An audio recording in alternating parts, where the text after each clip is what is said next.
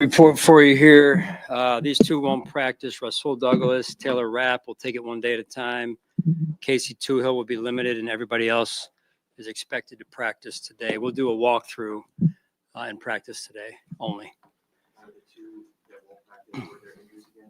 T Rapp has a neck and Rasul's knee. Yes.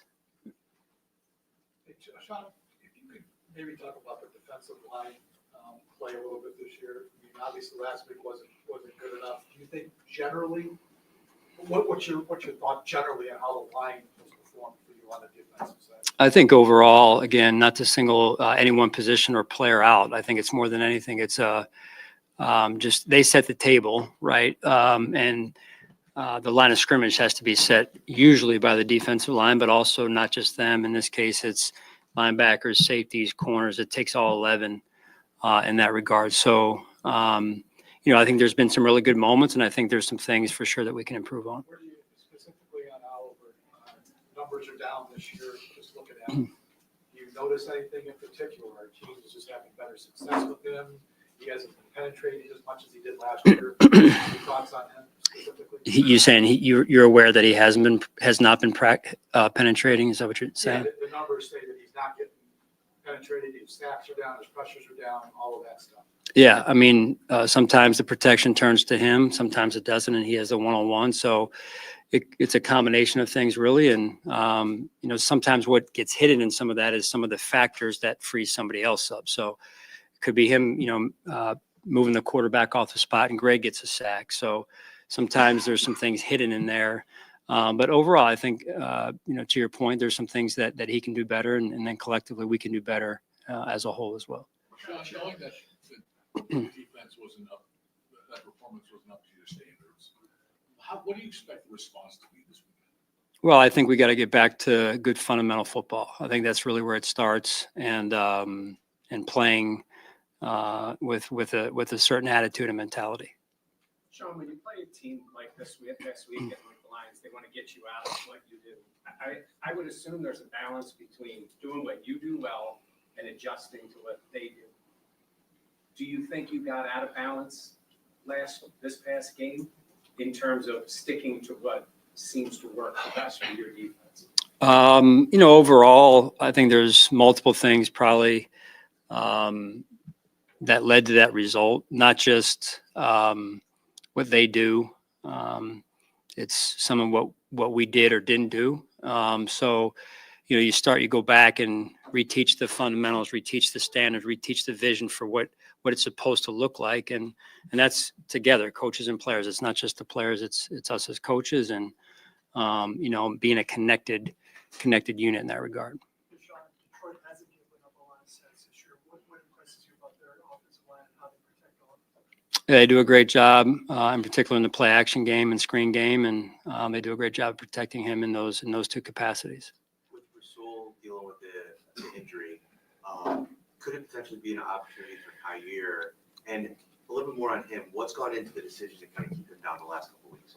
Everything's earned, so that's part of every decision, a big part of every decision, and most of the reason for every decision, really, in terms of who's inactive and whatnot. So everything's earned, and it'll continue to be earned as we move forward this week. No different. So we'll see where it goes. So is it a bit about Kyer not earning the right to be active? Well, maybe some other players have earned it more. So sometimes it's highly competitive. So he's been up sometimes, and other times he hasn't.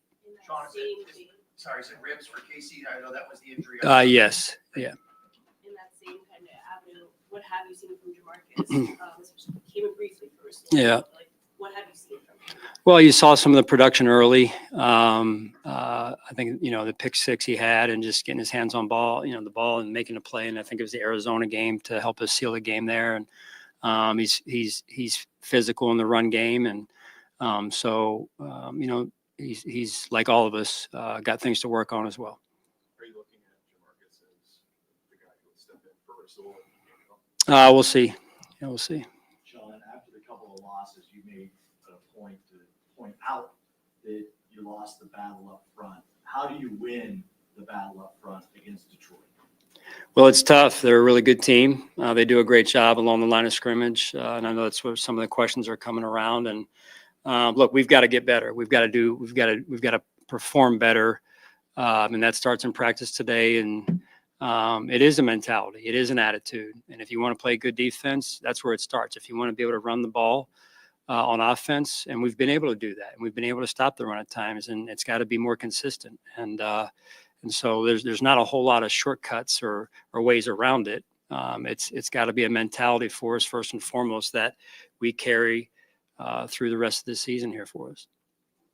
Sean, coming off a game like that, I think that the natural inclination would be, there'd be some fire, especially the defensive guys, some motivation to do better. How much do you encourage that in light of the fact the general philosophy for you has been trust the routine, trust the process? That's trust the routine and trust the process is certainly one approach, and certainly what I subscribe to. But within that is you better bring your heart, you better bring your guts, you better put it on the line, you better give max effort, you better put it on the line. And so that's never been two separate thought processes. The process is the process. It's the approach and the preparation, and then the mindset has always been the mindset of this is football, and you got to bring it every day, every week, and our players know that. We certainly have to improve in some areas, and that's one of them in terms of the line of scrimmage. How much was this a good reminder?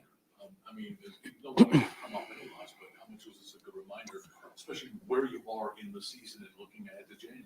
Yeah,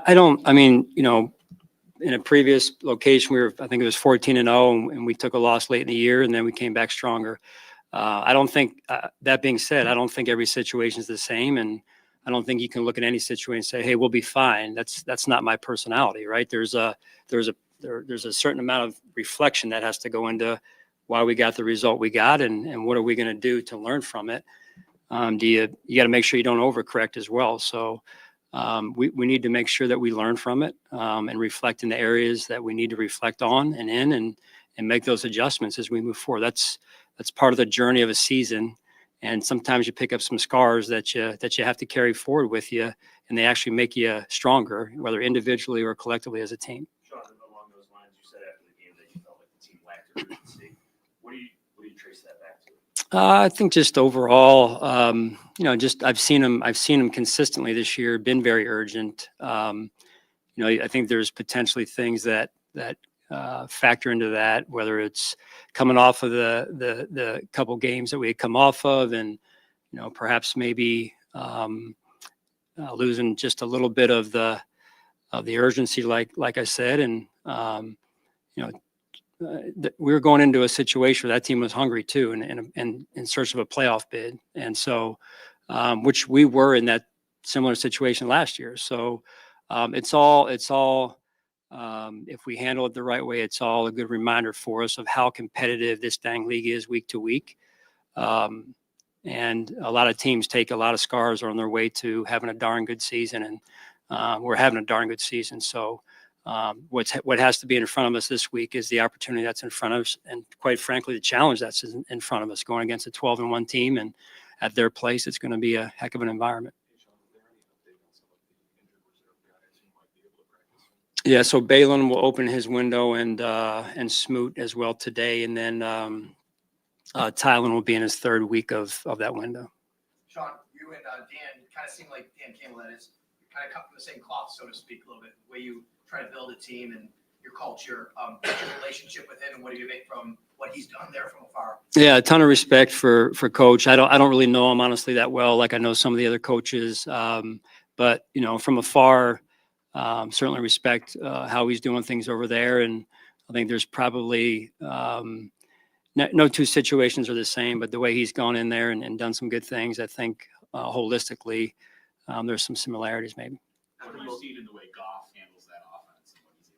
Yeah, I mean, he's in sync. I mean, he's in sync with their coordinator, and they do a great job, and just very creative in how they scheme things up, and it just and a credit to Dan and Coach Johnson and the way that they've gotten and developed the players that they've gotten over the years. Jared being one of them. When you mentioned not wanting to overcorrect on things, even as you assess what how do you do that? Like, how do you make sure you don't overcorrect? Well, again, you reflect the necessary amount, but you also know what you believe in and what's been working, and you target the areas that that you feel need to be corrected, and you handle those with good, truthful conversations, and then you go to work. You go to work again. That's what we got to do. All right. All right. Thanks, guys.